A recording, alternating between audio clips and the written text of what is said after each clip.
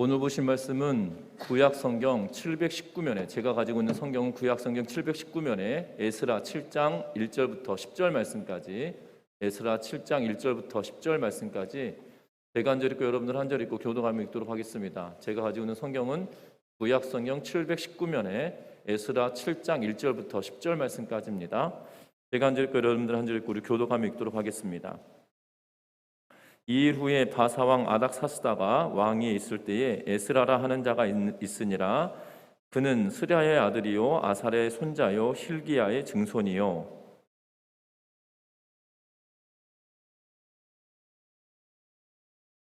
아마랴의 7대 손이요 아사랴의 8대 손이요 무라요의 9대 손이요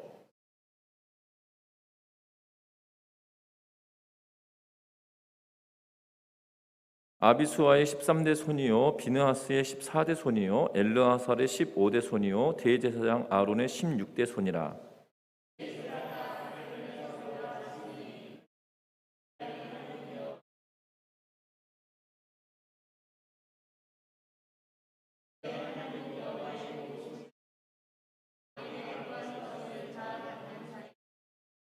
아닥사스다 왕 제7년에 이스라엘 자손과 제사장들과 르이 사람들과 노래하는 자들과 문지기들과 느다님 사람들 중에 몇 사람이 예루살렘으로 올라올 때에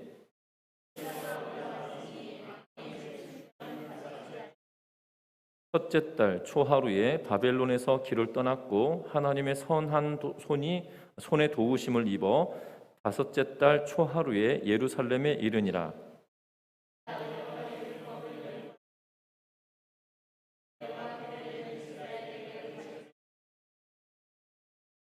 아멘. 우리 서로 인사 나누고 말씀 나누겠습니다. 사랑하고 축복합니다. 존 케네스 켈브레이스는 불확실성의 시대라는 책을 썼습니다. 그 이후로 종종 언론에서 이 불확실성의 시대라고 하는 용어가 많이 등장하게 되었는데요. 켈브레이스는 현대 사회를 주도하고 있는 두 가지 원리가 있다라고 이야기하면서 하나는 자본주의고 또 다른 하나는 사회주의다라고 이야기합니다. 그런데 이 자본주의와 사회주의 등이 확신을 줄 수 있는 사회주의나 자본주의가 더 이상 확신을 줄 수 있는 그러한 시대가 지나버렸다라고 하면서 그래서 철학적인 사조가 없어져 버린 시대가 되었다라고 하여서 불확실성의 시대라고 이렇게 평가를 하고 있는 것을 보게 됩니다. 그런데 최근 들어서는 불확실성의 시대를 뛰어넘어서 초불확실성의 시대라고 하면서 이야기를 하고 있는 것을 보게 됩니다. 그래서 초불확실성의 시대라고 하는 용어들이 종종 방송을 통해서나 언론을 통해서 여러분들 접하게 되어질 겁니다. 주로 초불확실성의 시대를 살아가는 것은 기업과 사회가 다가오는 시대에 어떻게 대처할 것인가에 대한 관심과 초점이 맞춰져 있음으로 인하여 그것 때문에 생겨난 용어 가운데 하나이기도 합니다.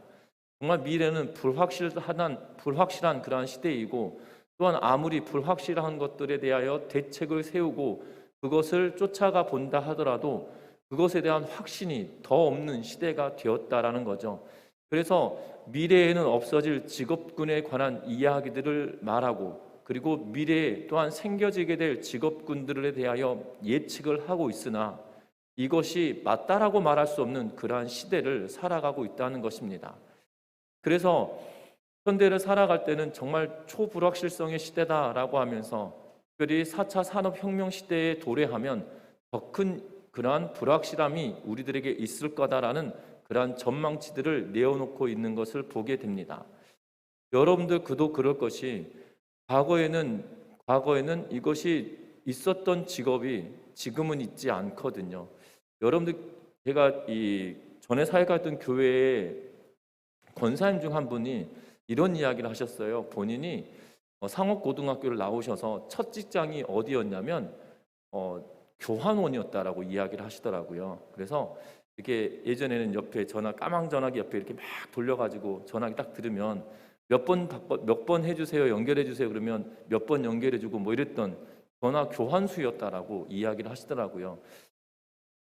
그건 제가 초등학교 다닐 때 이 전화기가 있다가 목포로 이사를 갔더니 전화기가 이거더라고요. 느르르르르르 딱 돌리면 느르르르 하면서 다이얼 전화기가 있었거든요. 그러면서 교환수가 없어지기 시작했죠. 그래서 지금은 교환수 자체가 생경합니다. 아마 제 자녀들에게 교환원이 뭔지 알아? 이렇게 물어보면 뭔데요? 라고 이야기할 것 같습니다. 그 과거에는 그렇게 흔했던 전신 전화국이 여러분들 요새는 없어진 것 같습니다.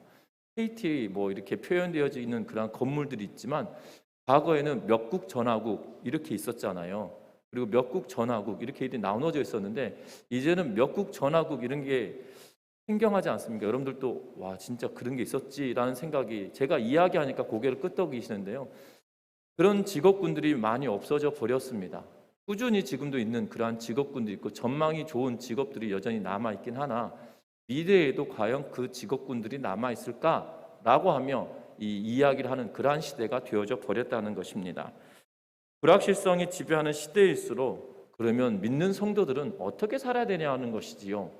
오늘 성경의 말씀 보면 이스라엘 백성들만큼 불안하고 불확실한 미래 가운데 살고 있는 그러한 존재들이 없을 것 같습니다. 그러한 불확실한 때에 하나님께서 준비한 지도자를 통하여서 그 불확실한 시대를 다시 한번 일으켜 세우고 다시 한번 그들이 믿음으로 살아갈 수 있는 길을 열어주고 계시는 것을 보게 됩니다. 특별히 오늘 성경의 말씀은 7장 1절부터 시작하여서 10절 말씀까지 읽었는데요. 여러분들 수요 성경 공부 시간에 수요 성경 강좌 시간에 에스라를 볼 때 에스라는 둘로 나누어진다라고 말씀을 드렸어요.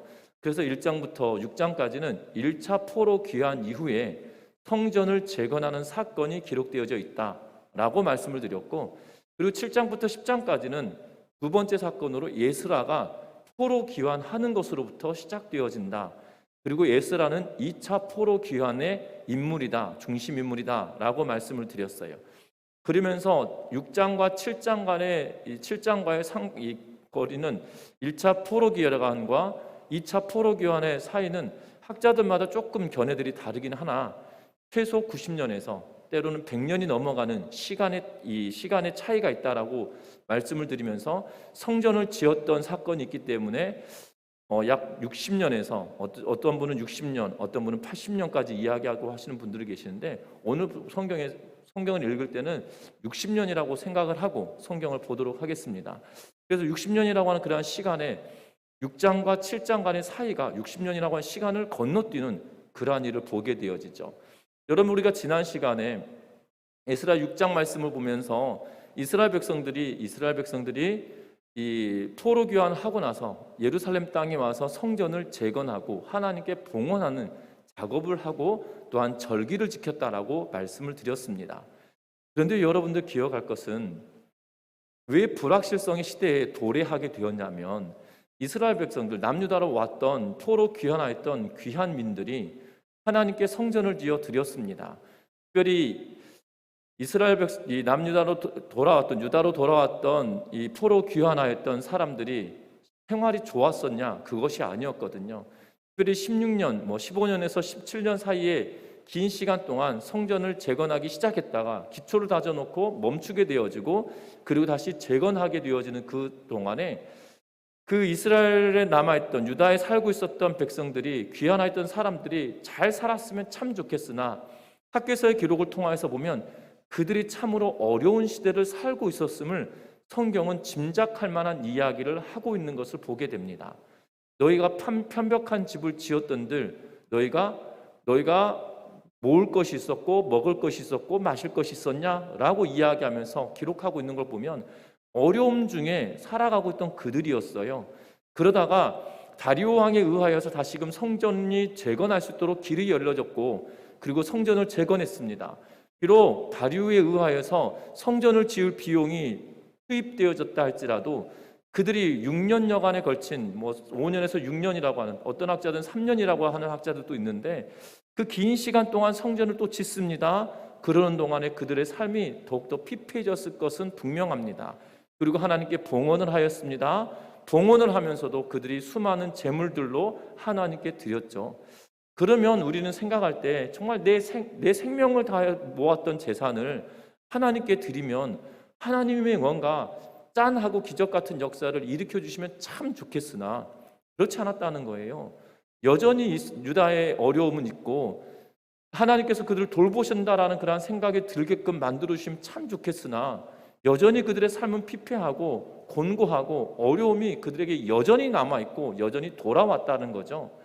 그러면서 그들의 믿음이 성장하고 또한 하나님을 향한 믿음이 더욱더 커지면 좋겠으나 어려움이 오고 곤란함이 그들에게 몰아오면 믿음은 온데간데 없는 그러한 시대를 살게 됐다는 겁니다.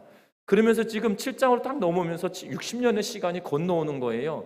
하나님이 그들을 돌봐주시고 지켜주셨기를 바라고 하나님께 성전을 짓고 드렸는데 그들의 삶은 여전히 똑같다는 거죠. 피폐하고 고통스럽고 성벽도 없는 그런 예루살렘의 성벽조차 남아있지 않은 그러한 상황이 계속적으로 유지되어지고 또한 여전히 그들에게 어려움은 여전히 남아있는 그러한 상태의 삶을 살고 있다는 겁니다. 어찌 보면 차라리 바벨론에 남아서 살았던 것이 훨씬 나았을 거다라는 생각이 들 만큼이나 그들에게는 곤고한 삶이 그들에게 임하여지고 있는 것을 보게 된다는 거죠. 그러면서 풍전등화 같은 그러한 상황입니다.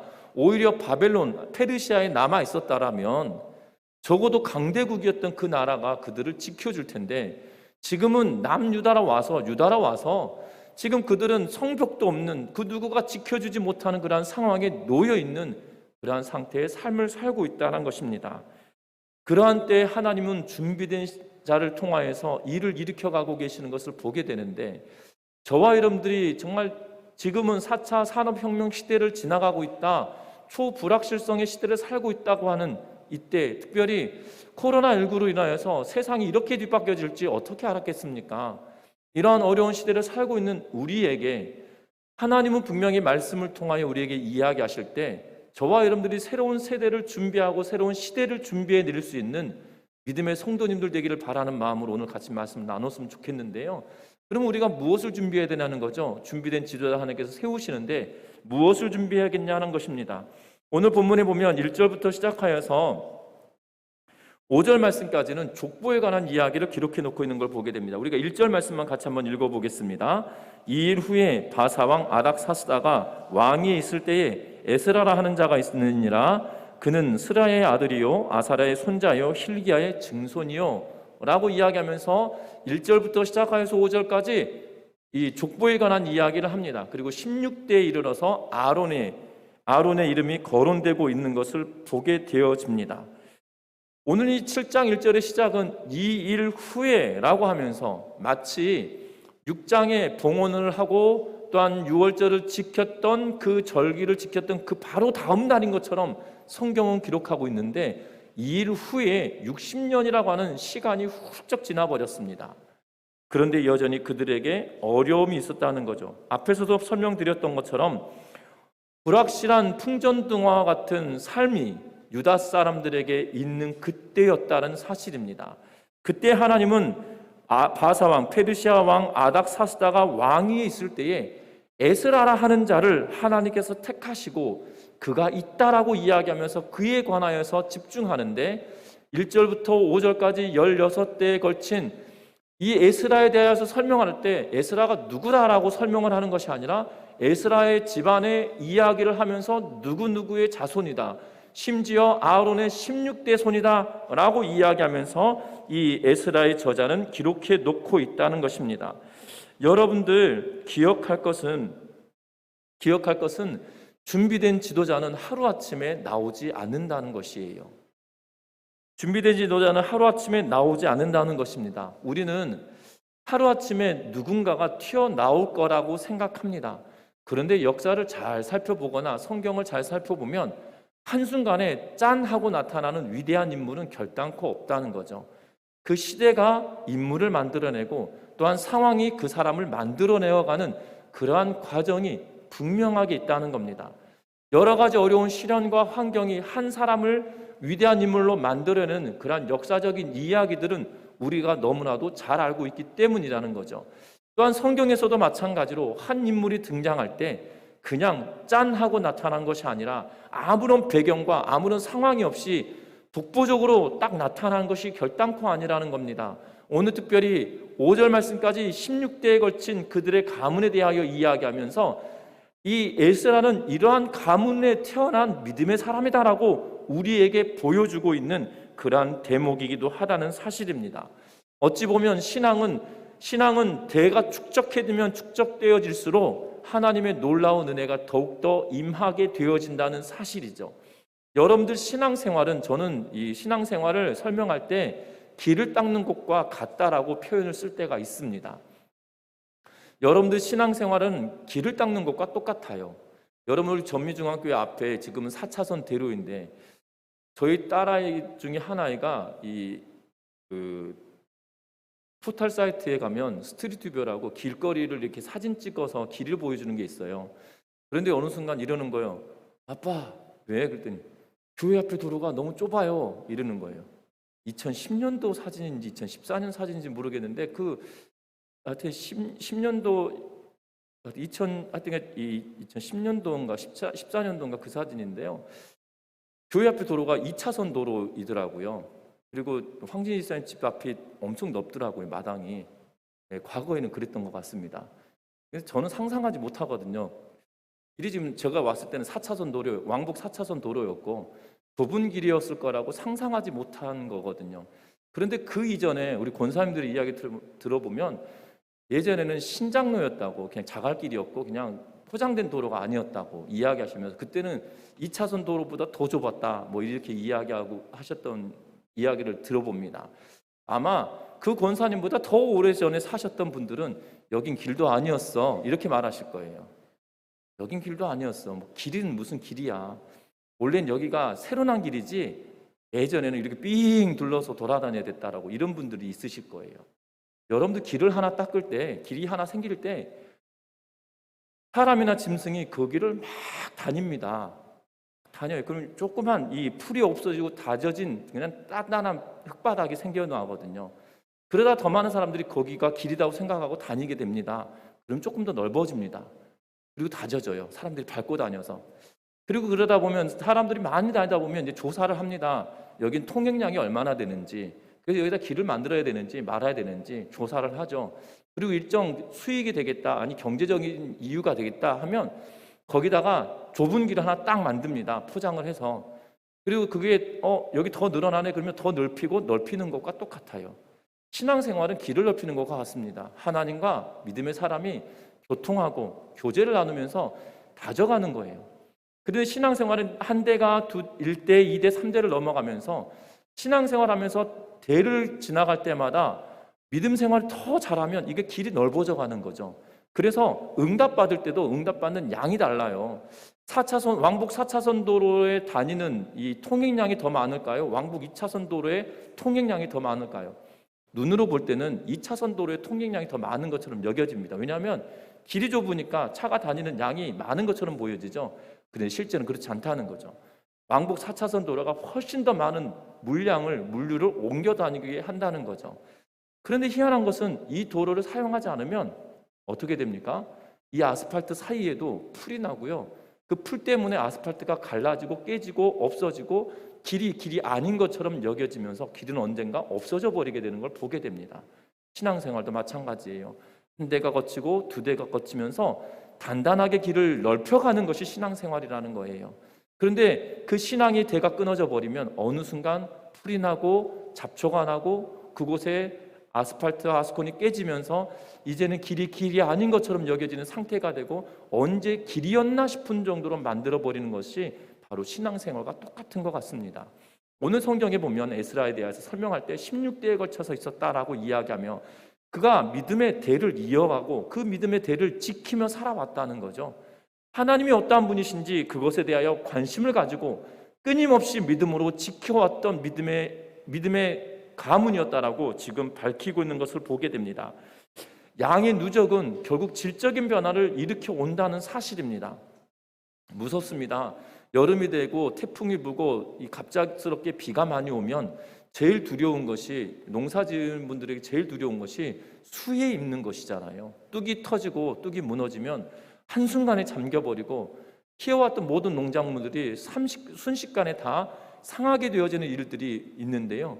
이 수해를 입는 이유가 뭡니까? 뚝이 터지는 이유가 뭐예요? 갑자기 불어난 물의 양 때문에 그것을 주체할 수 없어서 질의 양의 누적이 주체할 수 없어서 터짐으로 삶의 변화를 확 일으켜버리는 것과 똑같게 우리의 신앙도 마찬가지라는 것입니다. 저와 여러분들 한순간의 지도자는 나오지 않는다는 거예요. 저와 여러분들이 준비된 지도자를 만들어내고 여러분들이 준비된 지도자가 되길 원한다면 저와 여러분들이 신앙으로 따박따박 하나님의 은혜를 축적하며 나아가는 은혜가 있으시기를 주의 이름으로 부탁합니다. 한순간에 이루어지지 않습니다. 저 어렸을 때 꿈을 꿉니다. 복권이 하나 당첨됐으면 좋겠다. 어렸을 때 그런 꿈을 참 많이 꿨던 것 같습니다. 그런데 그런 일은 잘 없거든요. 그런데 놀라운 것은 차곡차곡 준비하는 사람들에게 하나님은 놀라운 은혜를 베풀어 주실 때가 더 많았다는 거죠. 여러분들 기억해 보셨으면 합니다. 여러분들 주변에 일확천금으로 누린 사람들보다 정말 차곡차곡 준비하면서 최선을 다하여 준비했던 사람들이 더 편한 삶을 살고 있는지, 아니면 일확천금을 누렸던 사람이 더 편한 삶을 살고 있는지 살펴보면 그렇지 않다는 거죠. 인생도 그러한데 신앙도 마찬가지라는 거예요. 저와 여러분들이 정말 믿음의 대를 이어갈 수 있도록 나아가는 은혜가 있으시기를 주의 이름으로 부탁합니다. 성경의 인물 가운데 이 에스라만 그렇지 않다는 거예요. 인류의 역사를 바꿨던 하나의 사건이 있습니다. 창세기 기록된 노아의 사건이죠. 홍수가 나서 모든 인류가 죽임을 당합니다. 모든 피조물이 죽임을 당합니다. 그런데 노아를 통하여서 새로운 세대가 일어나고 있는 것을 보게 됩니다. 그런데 우리는 노아를 생각하면 노아도 뚝 떨어진 사람인 것처럼 생각합니다. 그런데 성경은 그렇게 말하지 않아요. 창세기 5장에 보면 노아의 족보에 대하여 이야기하면서 노아를 향하여서 계속적으로 창세기 5장은 나아갑니다. 특별히 그의 족보 가운데 4대의 조상이었던 에녹에 대하여 성경은 이야기합니다. 에녹은 새로운 시작이라는 의미의 이름을 가지고 있는 것을 보게 되어집니다. 그런데 시작하는 자라는 의미를 가지고 있는 이 에녹이 65세에 무드셀라를 낳음으로 인하여 그가 하나님과 동행하는 기간이 300년이 되고 죽음을 보지 아니하고 하나님께 가고 있는 것을 보게 됩니다. 무드셀라라는 이름의 뜻은 무엇이냐면 창 던지는 사람, 창 던지는 자, 대변혁, 그리고 대확장이라는 의미를 가지고 있어요. 어찌 보면 하나님이 65세의 에녹에게 이 인류가 멸망당할 때가 있을 거다라는 그러한 꿈을 보여주셨던 것 같아요. 그래서 그의 아들의 이름을 무드셀라라고 하면서 창 던지는 자, 대변혁, 또한 대확장이라는 이름을 지어주며 에녹이 하나님의 말씀을 선포하고 살아냈던 걸 보게 됩니다. 무드셀라도 또한 아들을 낳습니다. 라멕이라는 아들을 낳는데 능력 있는 자라는 뜻이에요. 능력 있는 자라는 뜻으로 하나님의 능력을 보고 또한 무언가 계획하시는 하나님의 큰 뜻이 있을 거라 생각하고 그에게 라멕이라고 이름을 지어줍니다. 그리고 라멕은 노아를 낳으면서 뭐라고 이름을 지어주냐면 안위하는 자, 평안하고 위로하는 사람이라는 의미로 이름을 지어줍니다. 그런데 놀라운 것은요, 시대에 맞게끔 에녹부터 시작해서 역사를 따져보면 하나님께서 그들의 가문을 통하여 노아를 이루시고 노아를 통하여 평안하고 위로하시는 하나님을 경험하게 된다는 거죠. 노아가 아니었다라면 인류의 다시 시작은 결단코 없었다는 것입니다. 여러분들 노아도 믿음의 대를 이어가며 축적되어졌던 신앙 가운데 생겨났다는 것입니다. 여러분들 기억하셨으면 합니다. 우리의 믿음과 우리의 신앙이 축적시켜 가야 될 일이라는 거예요.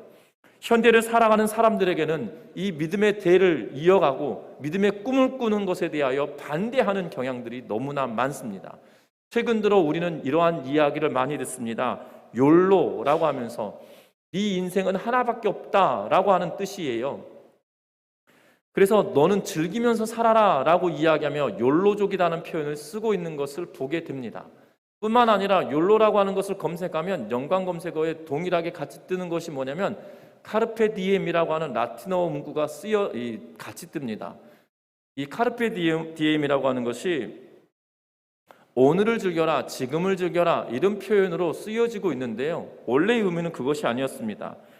호라티우스라고 하는 사람이 라틴어 시로 카르페 디엠이라고 하는 첫 문장을 썼는데 그 의미는 어떤 의미로 이 시에 기록하고 있냐면 지금 최선을 다하라 라는 의미로 썼거든요. 그런데 이 카르페 디엠이 어디서 또 등장하냐면 죽은 시인의 사회라고 하는 책과 영화에서 이 캐릭터인 존 키팅 선생이 학생들을 책상 위에 서라고 이야기하면서 이 카르페 디엠 그러면서 오늘을 즐겨라 라는 표현을 쓰면서 지금을 즐기는 것이 마땅한 거다라고 이렇게 이야기를 하는데, 본래의 의미는 카르페 디엠은 지금 최선을 다해라, 내일이 없을 수 있기에 너는 지금 최선을 다하여 살아내야 된다라는 시의 구절인데 이렇게 바뀌어서 지금만을 즐겨야 된다, 너 인생은 하나다, 너를 위해 살아라 라고 끊임없이 세상은 이야기합니다.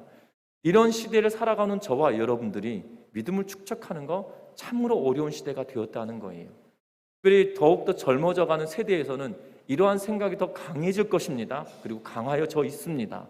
그럼에도 불구하고 우리에게 요구하는 것은 하루아침에 무엇인가 되어지는 것이 아니고요, 차곡차곡 믿음으로 준비한 자들을 통하여 하나님은 일을 하시고 그 사람들 통하여 하나님은 영향력을 끼치게 되어진다는 것을 기억하는 믿음의 성도님들 되시기를 주의 이름으로 부탁드립니다.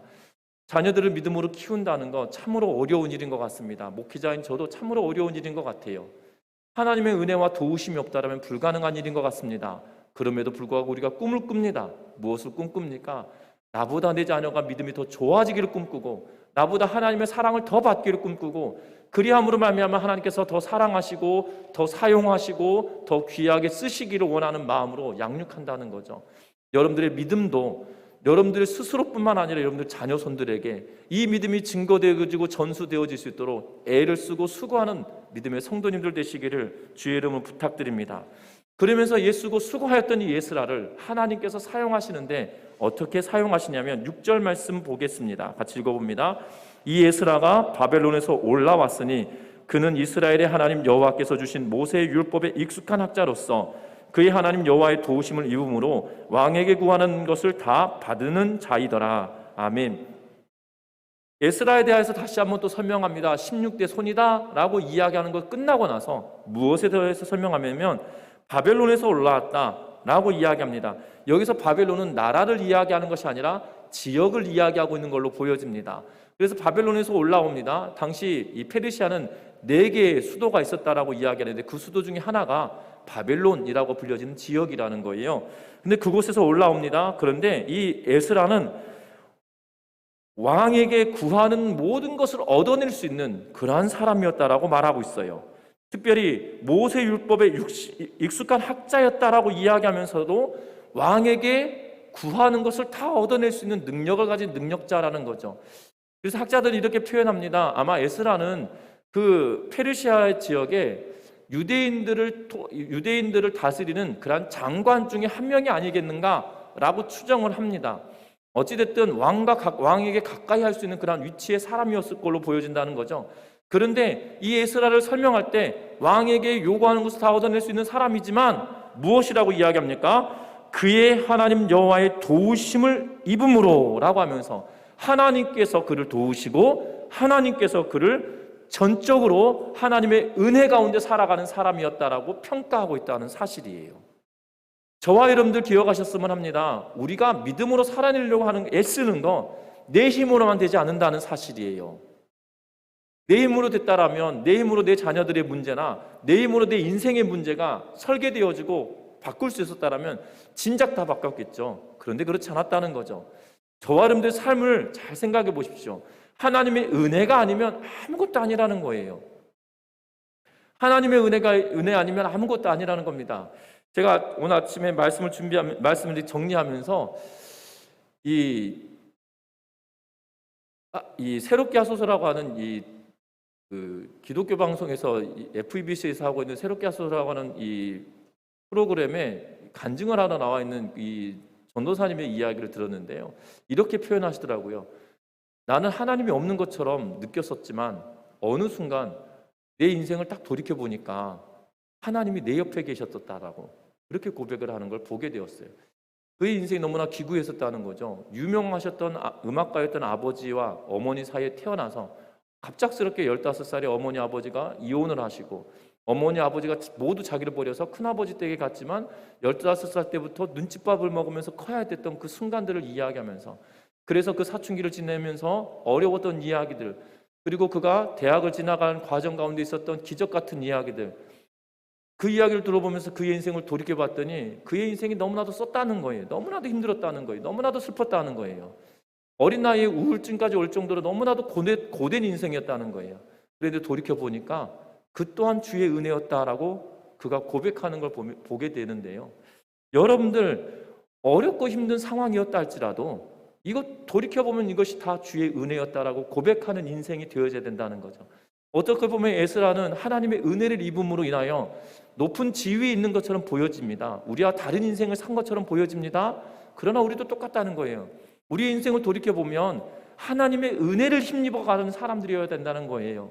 우리의 믿음 생활도, 신앙 생활도, 또한 인생을 살아가는 것도 내 뜻대로 내 힘대로 되면 참 좋겠으나 그렇게 되지 않는다는 거죠. 전적인 하나님의 은혜가 있지 않으면 아무런 것도 아니라는 사실이에요. 저와 여러분들이 기억할 것은 에스라에게 하나님의 은혜를 입음으로, 하나님의 도우심을 입음으로 그가 왕에게 모든 것을 요구할 때 얻었던 것처럼 저와 여러분들이 하나님의 은혜를 입는 믿음의 권속들 되시기를 주의 이름으로 부탁드립니다. 하나님의 은혜를 입지 않으면, 하나님의 은혜가 우리에게 있지 않으면 우리는 아무것도 아니라는 거예요. 아무것도 아니라는 거예요. 우리의 인생을 돌이켜보고 우리의 인생을 다시 한번 살아낼 때 정말 불확실한 이 시대에 하나님께서 나에게 은혜를 주시고, 또한 내 자녀손들에게 은혜를 주시고, 또한 어려운 시대에 우리에게 은혜를 주셔서 하나님이 이 불확실하고 초불확실한 시대를 살아가는 우리들을 통하여 하나님이 일하시기를 기대하는 마음으로 살아가는 우리 모두가 되시기를 주의 이름으로 부탁드립니다. 그러면서 뿐만 아닙니다. 하나님의 도우심을 그곳으로만 그치는 것이 아니라 8절과 9절 말씀에 보면 이렇게 말합니다. 에스라가 올라왔으니 왕의 제7년 5째 달이다 라고 이야기합니다. 그런데 첫째 달 초하루에 바벨론에서 길을 떠났다라고 이야기하면서, 바벨론에서 길을 떠났고 5째 달 초하루에 예루살렘에 도착하여서 4개월에 걸친 이 기간 동안 예루살렘으로 오게 되는 걸 보게 되는데요. 바벨론에서 예루살렘까지는 적어도 15km가 아니죠. 1500km나 되는 먼 거리를 오게 됩니다. 그런데 그 길을 은혜로 왔다는 거예요. 4개월 만에 도착했다는 거죠. 그것은 기적일 수밖에 없습니다. 어찌 보면 이 초하루는 이스라엘 백성들이 애굽에서 출발할 때도 첫째 달 초하루에 첫째 달 14일에 출발하고 있는 것을 보게 되어지거든요.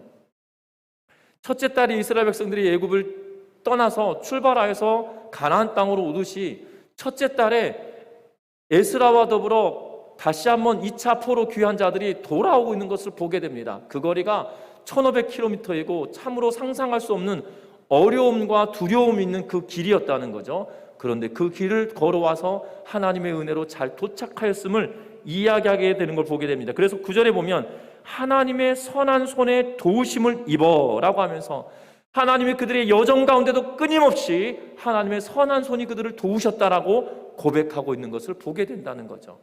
저와 여러분들이 하나님의 선한 손이 돕고 하나님의 은혜가 임하는 삶을 살아가는 은혜가 있으시기를 주의 이름으로 부탁드립니다. 그러면 어떠한 사람들에게 하나님의 은혜가 임하냐는 거예요. 어떠한 사람들에게 하나님의 은혜가 임하냐는 거예요. 돌이켜보면 하나님을 알지 못했던 사람이 돌이켜보면 그때가 하나님의 은혜였구나 이렇게 깨달을 수도 있어요. 그때 깨닫기도 합니다. 그것이 깨달음이 하나님의 은혜이죠. 그러면 불확실한 이 상황에 믿음으로 다시금 공동체를 세워가기 위한 지도자로 만드는 그 과정에 어떠한 자에게 하나님께서 은혜를 주시냐는 거예요. 오늘 성경의 10절 말씀 같이 한번 읽어봅니다. 같이 읽습니다. 에스라가 여호와의 율법을 연구하여 준행하며 율례와 규례를 이스라엘에게 가르치기로 결심하였었더라. 아멘. 오늘 성경에 보면 이렇게 말합니다. 여호와의 율법을 연구하고 준행하며, 하나님의 말씀을 에스라는 끊임없이 읽었다고 그리고 연구했다라고 성경에 이야기합니다. 그의 직분이 아론의 후손이기에 대제사장의 계보의 사람이기도 하지만, 중요한 것은 제사장의 계보의 사람이기도 하지만 중요한 것은 그가 그 말씀을 연구했다는, 끊임없이 읽었다는 거죠. 그런데 중요한 방점은 어디에 있냐면 준행하였다라는 거예요. 준행이라고 하는 것이 뭐예요? 그 율법을 지켰다라는 의미예요. 하나님의 말씀을 읽는 것에, 또한 하나님의 말씀을 관심 있는 것에 그친 것이 아니고요, 하나님의 말씀을 그냥 읽는 것으로 그치는 것이 아니고 관심 있는 선에서 그치는 것이 아니고요, 그 말씀을 스스로가 지키고 순종하려고 애씀이 그에게 있었다라고 성경은 이야기하고 있는 것을 보게 됩니다. 저와 여러분들 하나님의 말씀을 준행하는 삶을 살아가는 은혜가 있으시기를 주의 이름으로 부탁합니다. 하나님의 말씀을 지키지 않으면 우리에게 더 주실 은혜도 더 주지 못할 때가 있다는 거예요. 저와 여러분들이 기억할 것은 하나님의 말씀을 지키며 순종하는 이에게 더 큰 은혜가 있다는 걸 기억하며 말씀으로 준행하는 은혜가 있으시기를 주의 이름으로 부탁합니다. 여러분들 자녀를 키울 때 그렇지 않으십니까? 부모 말 잘 듣는 아이에게, 아이가 어려움이 있으면 부모 말 정말 순종 잘하는 아이가 어려움이 있으면 괜히 마음이 하나 더 가고, 그리고 뭘 더 도와주고 싶은 마음이 있잖아요. 그런데 부모 말 그렇게 안 듣고 사고만 치고 그러면 아픈 손가락 같이 여겨지지만 어떨 때 보면 더 도와주고 싶은 것보다도 안타까움이 더 크지, 더 마음이 막 확 움직이면서 되어지지 않을 때가 있지 않습니까? 그래서 분명히 그래요. 어른들 말이 10손가락 깨물어서 안 아픈 손가락 없다 라고 이야기합니다. 맞는 말이에요. 근데 깨무는 사람이 시게 깨무느냐 살살 깨무느냐 차이가 있어요. 희한합니다. 여러분, 사람도 그러거든요. 하나님, 부모 말을 순종하는 자녀에게 마음이 더 가는 게, 그리고 사랑이 더 가는 게, 그리고 그 아이가 어려움 당하면 마음이 더 가고 있는 것이, 저 고개를 끄덕이는 분이 굉장히 많으신 거 보면 제 생각과 비슷한 것 같습니다. 그렇거든요. 하나님의 말씀에 준행하는 이에게 하나님은 더 큰 은혜를 주신다는 걸 기억하셨으면 좋겠어요. 하나님, 우리가 다른 분이시긴 하나, 우리의 성정과 다른 분이시긴 하나, 중요한 것은 오늘 에스라의 말씀을 통해서 보면 하나님의 말씀을 듣고 준행함으로, 그가 에스라를 통해서 하나님이 이스라엘에 다시 한번 새로운 회복을 이야기하시고 공동체의 회복을 이야기하시며 새로운 세대를 이끌어갈 사람으로 세워가고 있으며 공동체가 영적으로 다시 한번 무장할 수 있는 기회를 그를 통해서 이루어가고 있다는 거죠. 그러한 시대를 살아낼 수 있는 우리 전미중학교 성도님들 되셨으면 하고, 또한 우리 전미중학교 성도님들의 자녀 손들을 통하여서 하나님의 놀라운 계획들이 이루어져가는 은혜를 경험하시기를 주의 이름으로 부탁드립니다. 말씀을 맺으려고 합니다. 정말 코로나19 이후에 시대는 어떻게 될지 정말 궁금하기도 하고 두렵기도 합니다. 마스크를 벗을 날이 곧 다가올 거다라고 많은 전망들을 했었습니다. 작년 이 코로나 시작을 하면서 올 여름이면 내년 봄이면, 그런데 내년 봄이 지나서 벌써 또 내년 여름, 내년 봄을 또 이야기합니다. 그리고 마스크를 벗을 날이 언제가 될 거냐는 질문하면 다들 이제는 이렇게 말합니다. 정확하게 말할 수 없다라고 말합니다. 그리고 치료제가 나오지 않은 이상 이 코로나는 이 감기처럼 여길 수 없는 그러한 시대를 살 거다라고 말합니다. 여러분들 기억하셔야 될 것은 두려운 시대가 되었고 불확실한 시대가 더 우리 피부에 와닿는 시대가 되었다는 거죠. 그러한 때에 저와 여러분들이 하나님께서 귀하게 쓰는 민족의 지도자들이 되시기를 주의 이름 부탁드리고, 여러분들의 자녀손들이 불확실한 시대를 살아가는 그때에 귀하게 사용되어지는 믿음의 가문의 사람들이 되기를 주의 이름으로 축복합니다. 그래서 저와 여러분들이 정말 지금부터 준비해야 된다는 거예요. 무엇을 준비하냐면 다른 걸 준비할 것이 아니에요. 내가 하나님의 말씀대로 듣고 지키고 순종하는 삶을 살아냄으로 말미암아, 그것이 홀로가 아니라 가르치기로 결심하였다라고 하면서 10절 말씀을 기록하고 있는 것처럼 그 말씀을 내가 지키고 순종하는 삶을 살아냄으로 말미암아 자녀들에게까지도 말씀을 가르치고 순종할 수 있도록 가르쳐낼 수 있는 믿음의 큰 그릇들 되시기를 주의 이름으로 축원합니다. 우리 찬양하시겠습니다.